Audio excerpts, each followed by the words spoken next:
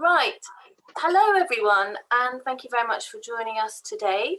I always forget to say, please post questions, but hopefully many of you who are on here know to post questions anyway. And hopefully we'll get to ask those questions of Josie towards the end of the session. And I actually do have, Josie, a number of questions from some people who can't make the webinar post questions in advance. So I do have a couple here already. So yes, hello Josie, really nice to meet you. Really interesting. I think lots of people are really interested in the subject of emotional eating. I think it's one of those ones that is people have heard of now, not maybe a few years ago, didn't really understand it, but I think it's becoming more. And so I know we've got a couple of things to go through today, but it would be really nice if we could start off understanding your background and how, because you are no, I haven't got it written up. And is it I'm a food and eating psychology coach. That's it. Yeah. And so it'd be really interesting to understand how you got into this. And I know it's to do with your own personal journey, which is why we're absolutely. So I'm a food and eating psychology coach and founder of my business, which is The Mindful Cook. And my mission, I guess, is in supporting women to improve their relationship with food and with their bodies. And it's quite true to say that a lot of that, and the reason why I'm here is based on my own experience, definitely, and the experiences that I've had in my own life. And I offer online courses and a membership that really tend to focus on encouraging women to dissociate with diet culture and instead try to nurture a kinder, more assured relationship with themselves as a route to feeling better, if you like. And the reason that I came to it is because I myself spent many years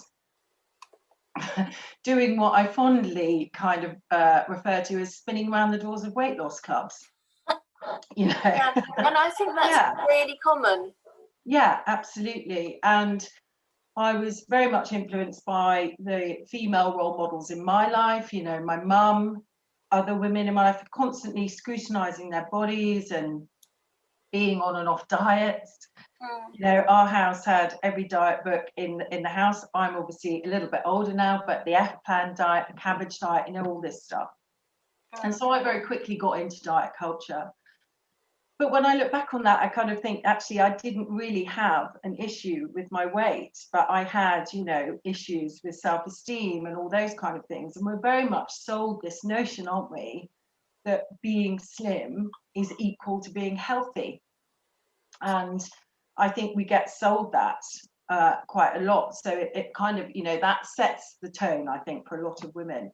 And I went into a corporate career that I enjoyed for many, many years. But in the background, I was constantly struggling with body image problems and dissatisfaction with myself, if you like.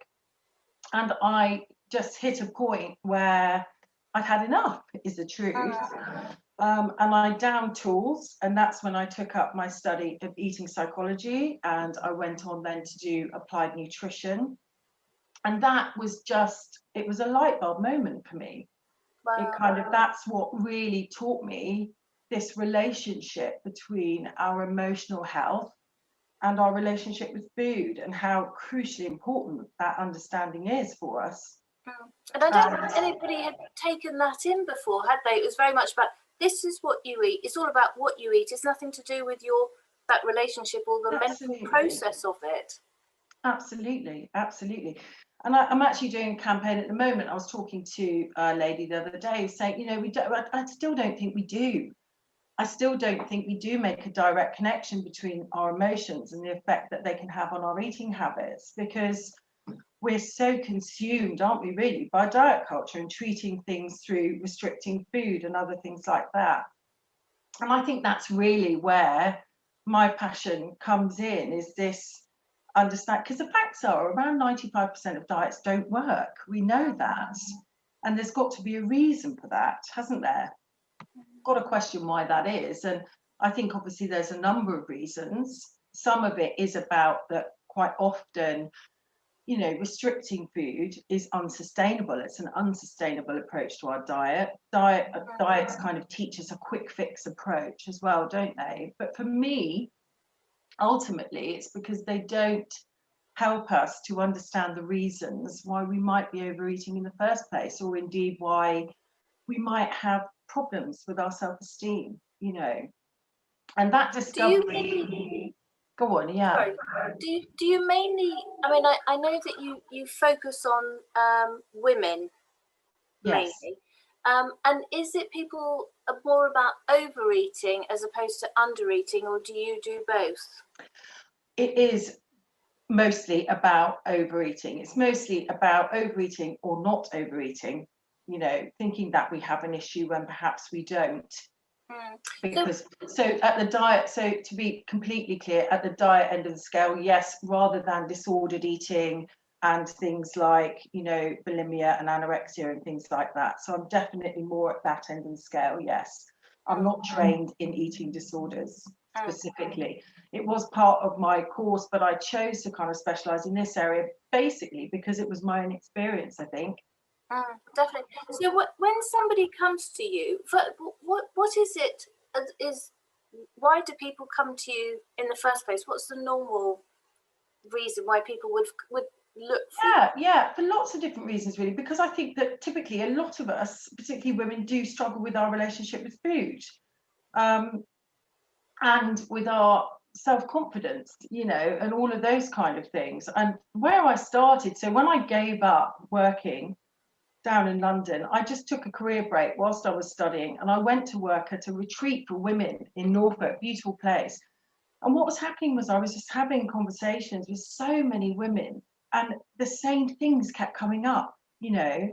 They had a perception that they were overweight when maybe they weren't, or they did have, you know, problems with eating because they weren't sure how to deal with their emotions in other ways. You know, there's a myriad of things, aren't there, that go on, but there was kind of a common thread through it. And most of that is this kind of actually just being fed up with not being satisfied in myself and wanting to just feel more free and comfortable around food and not have to deal with guilt and all of those kind of things that can happen for us for many, many different reasons. But yeah.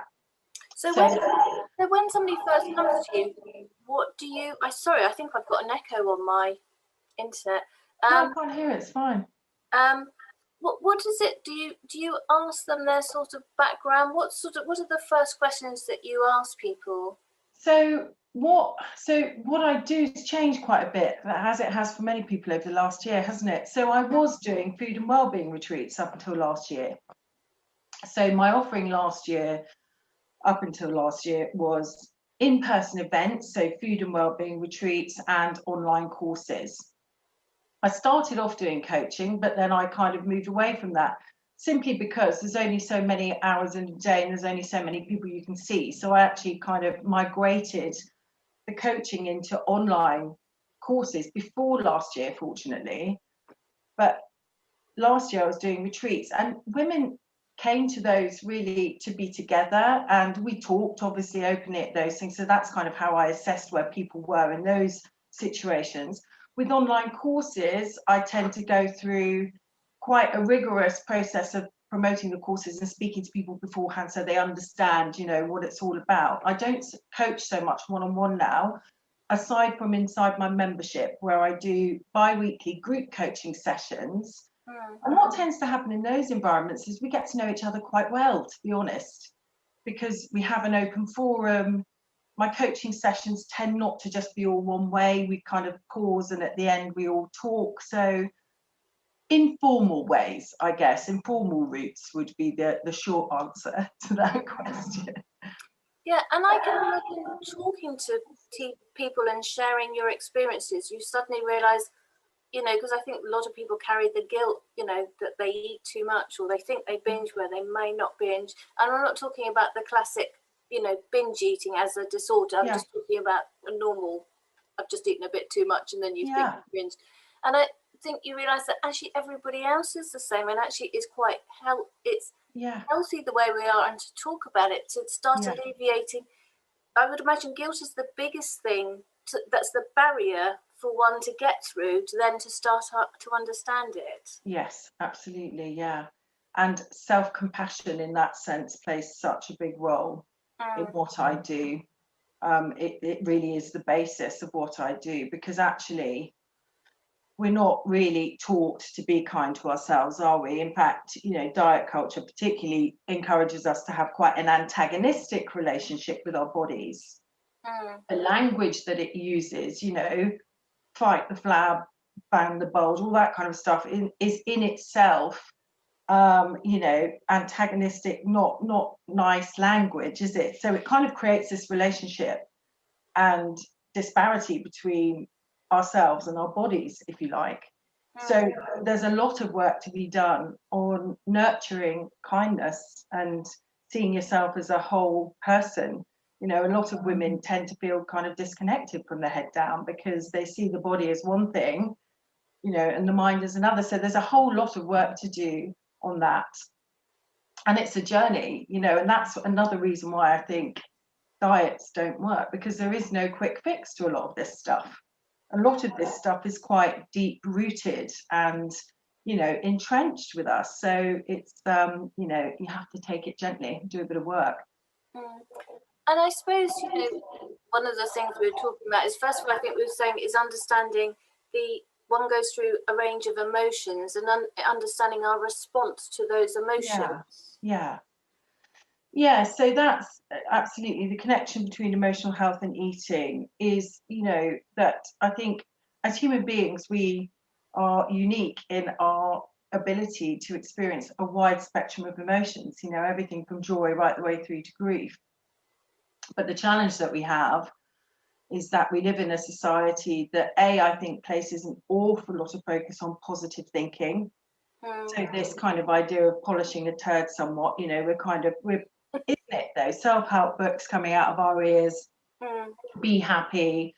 When the truth is, that's not our natural experience of life. Life is highly nuanced and there's grey areas. And whilst we're taught things like, academic subjects like maths and English and all that kind of stuff at school, we're not taught much in the way of life skills or emotional health skills and how to deal with this stuff. And how to be with our emotions that we will inevitably experience, throughout our lives. And importantly, I think a lot of that stuff is often left in the hands of our carers, or our parents, and that can result in a very different experience for everyone, really. So we kind of have to, because of this, what we can end up doing is trying to escape the bad stuff and suppress the stuff that is difficult, for us, because we don't know how to deal with it. And some of the typical things that we do to escape those emotions are things like eating, because it's pleasurable and it's accessible, isn't it? Drinking alcohol is another big one, to escape. And shopping. Shopping is another one. And all of these kind of things, whilst they provide, a reward or some kind of comfort in the short term, ultimately you're always going to come back to the feelings. So your ability to deal with your feelings and process them in other ways is such an important skill to develop. And it's in a cycle, isn't it? It's all of those things are in a cycle, aren't they? Yeah. So, you eat for whatever is, and I know that we're going to talk about the sort of, we use food as a reward system, don't we? Yeah. And food, so out of all these things that we turn to, food is a very common one, and mostly because it is, as we talked about earlier, it's pleasurable, isn't it? And it's accessible to us, but also it's embedded in society, isn't it? We use food to mark occasions, we use it to celebrate achievements, so this is where it becomes associated with reward in our lives. You see it, don't you, so often used as a pacifier. I always think about, the poor mum in the supermarket with a screaming child, and I don't know if you actually do this so much these days, but food is used in that way, isn't it? Or if you fall over. So it's connected with things like calming you down, comforting you, and rewarding you. And there's such a mechanism in the human brain for reward. We kind of, we carry that stuff with us. It was like, interesting. well, I laughed about it earlier when you said earlier, you know, even just rewarding yourself for getting to the end of the day, and that's it, isn't it? Particularly at the moment when there's so little else going on, it's like, oh, I made it through the day. I'll have, you know, whatever. I think that's a lot of people. That is it, isn't it? You'll find during the day, and then you get to the end of the day, you sit down on the sofa, and you think, that's it. Yeah. Yeah. And you know, and then you go into habit forming. Yeah. Yeah. Interesting that you mentioned about emotional. I can't remember what you termed it, but at school, emotional health. Yeah. You know, we know they should be doing home economics and teaching cooking and all the usual things that I don't think they necessarily all do now. But emotional health is really, I would have thought would be really good to understand that everything isn't Instagram lovely and shiny. Absolutely. Do go through these things, and it's the cope. So moving forward, then looking at coping mechanisms, you know, presumably you go through explaining to people what those mechanisms. So rather than using food as a coping mechanism, but actually it isn't. It's actually food feeds the problem. Doesn't Yeah. The vicious circle. Yeah, I mean, I think it's exactly what we said earlier. Finding comfort in food is a perfectly healthy coping mechanism. It's fine. It's only when we are, and right now is a great example of this, when we are stripped of all the other things that bring us reward. So we can't see family, you know, we can't just go out and go travel on holiday or do any of these things. So we're kind of left with, what are we left with to give us a reward? Well, food is a big thing. You know, a lot of people are now having more takeaways. We talked about this earlier. At the moment, simply because we're so kind of stripped of many of the other things that bring us comfort. So this is where it starts to get, you know, tricky, because if you're getting stuck in a cycle with it, then obviously it can be detrimental to your health. So it's about gently interrupting that behavior and learning ways to do that. But also, I think particularly important is to, first of all, notice, you know, create awareness, because there are so many different relationships that we have with food. So one of the first things I get people to do, for example, in my course, is to use a mindful eating journaling technique, just to gently observe and bring focus to what's happening for you around food. So, for example, you might find that you're eating whilst you're at your desk all the time. You know, you're distracted, and actually distracted eating, if you're not focusing on what you're doing, we can consume a lot of food without even noticing it. You know, you might be eating because you're stressed, you know, and a lot of people are stressed. And this is where another big, you know, challenges around at the moment is we're all experiencing really strong emotions and fluctuating emotions quite a great deal. And things like stress and fear, you know, emotions are there for a reason. They're telling you something. And if you just pause and actually observe what's going on for you, actually, if you're stressed, you might be taking on too much at the moment. You might be, you know, you need to find other ways of soothing yourself and channeling that. And obviously the big one that we just talked about is reward, where there's nothing else to do. So frankly, you know, I just gotta you start people off by journaling, so for that to get to, I suppose that brings about awareness, doesn't it? Yeah, and absolutely. Then do you ask them to write down what they're eating, or why they're eating it? Yeah, that's a very good question, Katrina. So it's definitely less about what you're eating and how much you're eating, and absolutely much more about the experiences around it. So what are your thoughts? What are your feelings? What the circumstances are around your eating? You know, an example would be that I noticed, for example, I've got a drawer full of goodies at my desk. I'm at my desk a lot, you know. Can you believe it? I'm going to confess.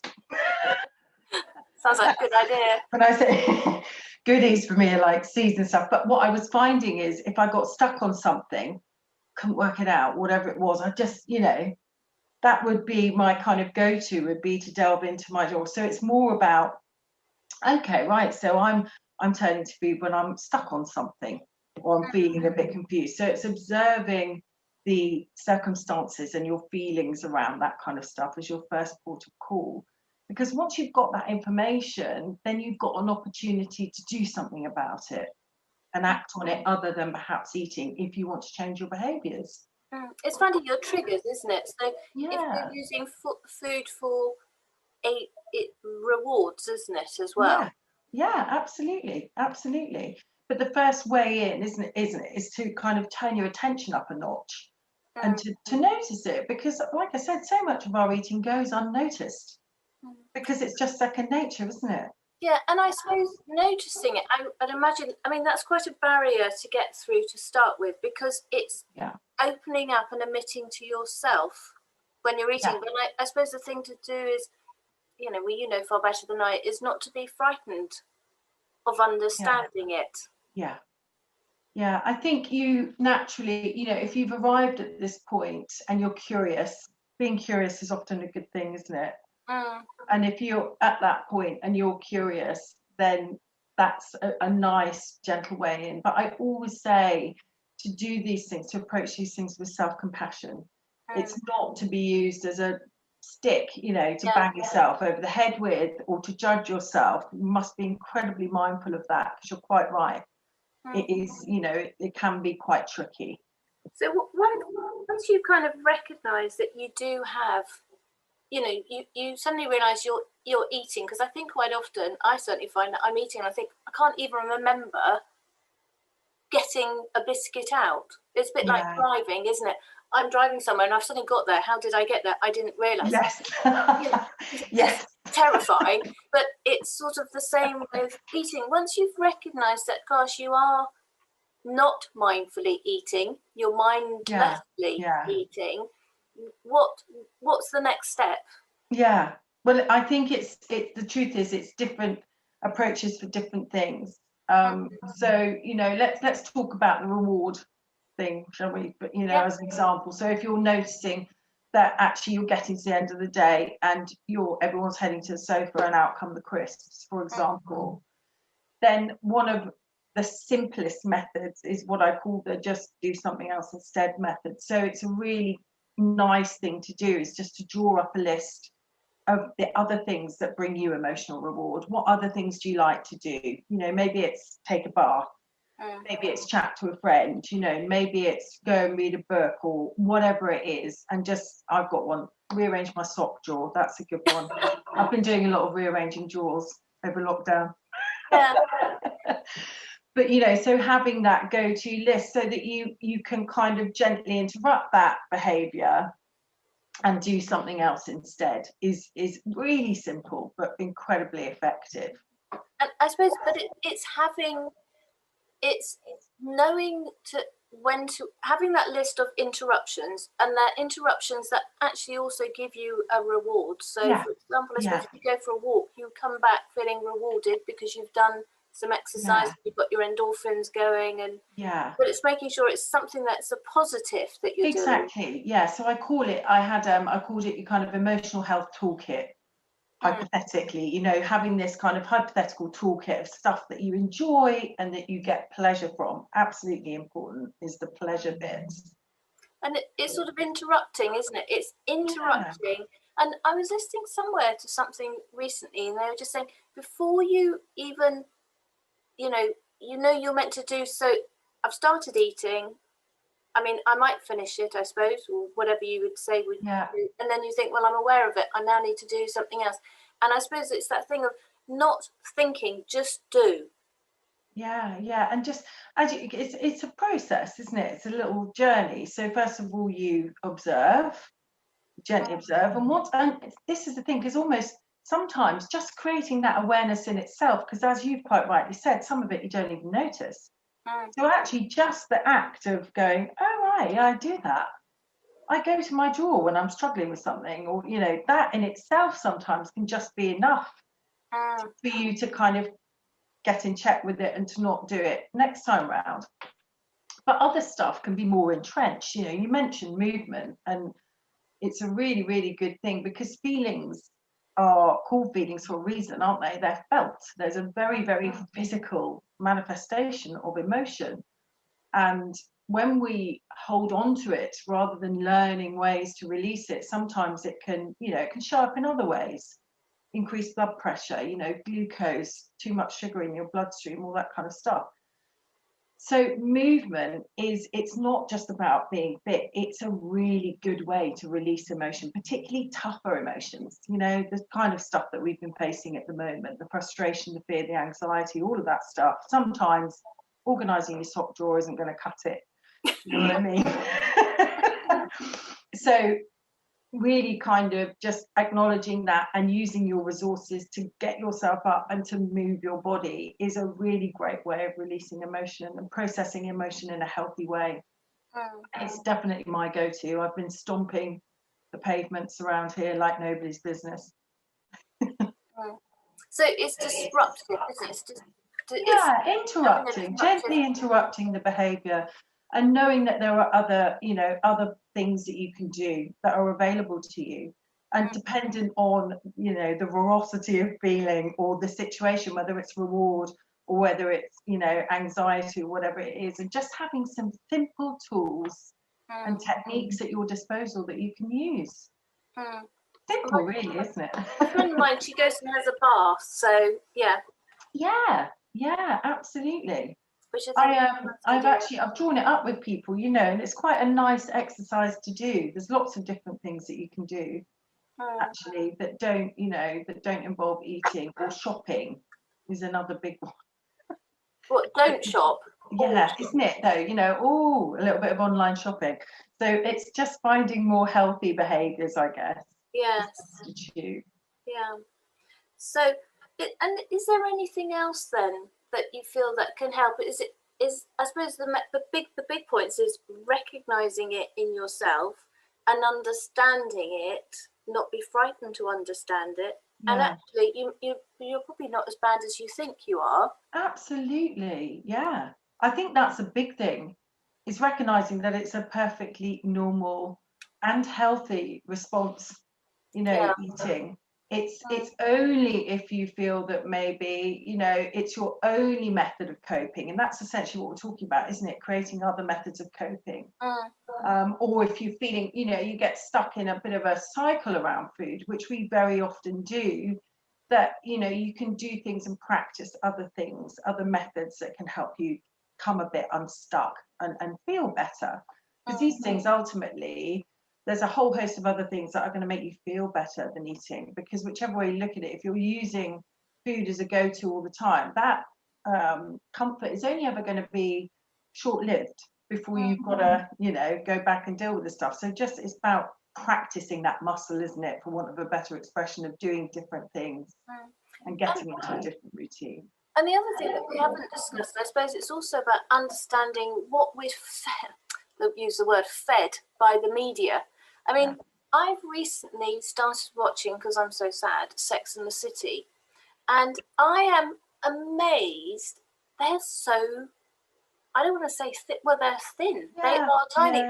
But interestingly enough, and I think how things have moved on, I can't imagine that I know Sex and the City is coming back again, but I am sure that they won't use people with the same such tiny frames. And interesting enough, in Sex and the City, they always meet at breakfast time, so they're eating at breakfast, and there's a lot of eating going on in that program, but they are tiny, and you look at them and you think, oh my goodness, that is not, well, it's a few years ago. Our body shapes are not all thin like as we used to be. I think things have moved on a lot, haven't they? Absolutely, they have. I think we are fortunate in it. It is moving on. I think those things certainly still exist, don't they? This notion of being slim is equal to being healthy is still very, very present and very real. And I think there's an awful lot of very questionable role models around, particularly in light of social media for young people. So it is about, a big part of my work is about helping people to feel more comfortable in their skin and being able to differentiate between, you know, what is perhaps perceived health and what is real health. And real health is the, you know, the mind body thing, the holistic view of health, and that it's not about aesthetics. And don't believe everything that you see. I mean, I know we see so many pictures all misshapen and changed, but also, I mean, things come in trends, don't they, as to how Yeah. what body shapes are in or out. Absolutely, and it is really encouraging. You're seeing a lot more, normal shaped women in influential positions online now, which is really, really good, and really putting that message out there that, we all come in different shapes and sizes. Yeah. And that's good, and it's acceptable, because it's so damaging, a lot of that stuff. So yes, we must do everything that we can to promote that, I think. Totally.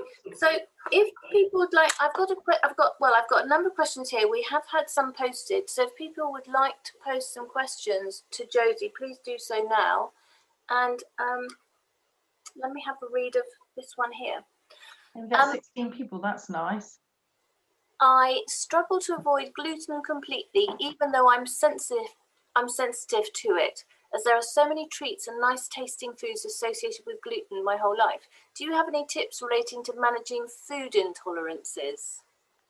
Not specifically, I would say, because I'm not, trained in food intolerances. Are you a celiac? I'm guessing that if you have a gluten intolerance, you might be a celiac. But no, is the honest truth is that it's not really my specialist subject. But there is always so many, aren't there now, options available and alternatives available. I think we were talking about it earlier, weren't we? Sugar, it's a difficult one. If you have an intolerance, then obviously you've got a health reason that you should be avoiding that. And hopefully there's a lot more things coming on the market now that can, fill that gap. But sugar, again, is another one that we know it's bad for us, don't we? Yeah, well, interesting enough, the lady does go on to say about any tips for avoiding sugars in supermarkets and how supermarkets encourage us to buy them. I think the good news is that with supermarkets, you mentioned about being, in the arm with your children screaming. They have taken away the food, Yes. the easy stuff. I think that's almost all gone. But I think it depends on the supermarkets you shop in as well. Absolutely. Because I noticed that some supermarkets, they all, there's like 2 or 3 aisles which are full of, meat, veg, and then the rest is full of crisps and everything that's super. So I completely agree with Lee. The trouble is the supermarkets are encouraging us absolutely so much. Yeah, and advertising, it's shoved down our throats massively, isn't it? Healthy eating is still not broadly accepted as the typical way of eating, is it? The guys that I work with in my membership, we, because I do an awful lot of cooking myself, I'm quite a foodie, so I do tend to make my own snacks. And I don't know whether it's valuable to you, but I've got a nice little recipe book that I give away as a PDF, so I could send that to you so you can share it with some of your followers that are just like really nice go-to snacky things that you can make yourself, so therefore you know what's gone into them. And I also tend to work with a number of ethical brands like Coconut Merchant, not pushing them, but options, different non-refined sugar sweeteners and things like that you can use that are far, far better. And we discussed this earlier, didn't we, about moderation. And yes, it's a cliched thing, but it is about finding balance and moderation. And again, other things that can fulfill you, particularly with reward. And I think sugar is directly associated to reward. There's neuroscience behind that. And what I kind of talked about a lot is things that can be really useful if you do have that sugar need, is to just create another very obvious reward system. And one of the things I've done with people in the past is to have a jar. And rather than having the sugar, put £1 in the jar, put £1 in the jar and save towards that nice coat that you want, or, very old but very effective ways of just having that other, fulfilling that need for reward, basically. Or having something. I mean, it's interesting because you haven't mentioned that before, is that you're saying that do have some snacks, but have maybe different snacks that are far more health orientated. Yeah, absolutely. I've got loads, energy balls, things like that, all of these kind of things. I'll definitely share that with you. Yeah, no, please do that. I've got a really nice PDF that's got about 10 recipes in it that we use in the membership. And actually some of them aren't that tricky. You know, some of them are just like, get some really good quality dark chocolate and mix it with some nuts. But then there's kind of nice energy balls and things in there that are far better replacements for snacks. Absolutely. So some other questions that we had in, if you know somebody, you live with somebody who you know is emotional eating, how do you tackle that with somebody? Because it's a very sensitive subject, isn't it? And I thought that was actually a very good question. Yeah. Well, if you're living with somebody, that suggests that you've got a fairly good relationship with them, or that you're close to them. So, you know, if you're observing that they might be eating emotionally, then perhaps you can support them in processing their emotions by talking to them, you know, or by, you know, to help them and support them get to the bottom of what their triggers are. If you're close enough to them and you can do that in a way that's comfortable for you, then, you know, you can maybe gently encourage them to do some of the things that we talked about here today. But yes, talking, you know, is a great way to process emotion. I think, though, it's difficult to bring up the subject, though, isn't it? I think that's the... Yeah, I mean, but you don't necessarily have to say, I noticed that you're emotional eating. No, I don't think you'd necessarily... Yeah. You kind of approach it a bit more broadly than that, and just have a conversation about other stuff. You know, how are you today? How's stuff going? What's happening for you in your life, as a way in that could be, you know, more gentle and everyday. Funny enough, some of them, I always know when we get these questions in, I think, oh, well, I hope that we're going to answer these, because otherwise it's been a pretty poor show if we haven't actually got through these. But what are the signs of emotional eating? And I know that sounds pretty obvious and we've probably covered it, but is there any, you know, what are the sort of main signs that you would recognize as being that's emotional eating? Okay, yeah. So the things that I hear coming up, if people are kind of saying that they're establishing a consciousness that they might be emotional eating, is things like feeling guilty, you know, feeling guilty about your patterns of behavior around food, that feeling that, you know, something's not quite right. Cyclical behaviors. So do you keep coming back to the same thing all the time? And we're not talking about, oh yeah, I get up and I have breakfast, lunch and dinner, but patterns of behavior like the crisps coming out every night in front of the TV, or, you know, those kind of things. Again, it is about observation, because a lot of this stuff, as we've said, does go unnoticed. And particularly distracted eating is a big one for that. I used to do it all the time in my corporate job. I used to sit at my desk, because everybody had packaged sandwiches and all that stuff, and eat at your desk whilst you're working. So often you do have to turn your attention up a notch to see these things. But it's very often feelings based is the messages I get from people. You know, I feel I'm not getting a good feeling around food. Yeah. You know, Suddenly, yeah. You know, that kind of thing, yeah. And it's not a question, as you've said, I mean, and we absolutely haven't spoken about weight at all. It's not about weight or the triggers of your clothes not fitting. It's that feeling in yourself, isn't it? Yeah. That something doesn't feel quite right. Yeah, absolutely. Right, I've got a couple of others here. I've recently been diagnosed with a condition that puts me at an increased risk of heart disease, and I've been told I have to lose weight. I felt my eating has become more out of control since my diagnosis. Yeah. So, which is exactly what you're saying. Any advice?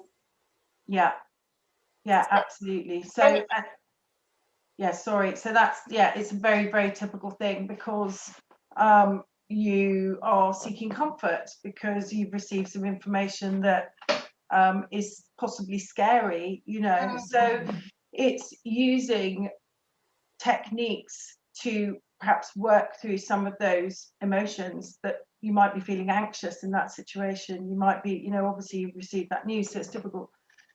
Things like journaling, things like, you know, really working with yourself about what you're up against and how you're feeling about it as a starting point. I would always say, get support, get somebody else to help you is often a really, really good thing. Get a buddy, get a friend involved who can help you and give you some gentle encouragement, or talk to somebody like me, ultimately, but don't suffer that stuff alone. And go through that process, use these tools, so recognize it and then be gentle with yourself, and perhaps look at what other ways you can do to kind of stop the comfort eating and to move on to better habits.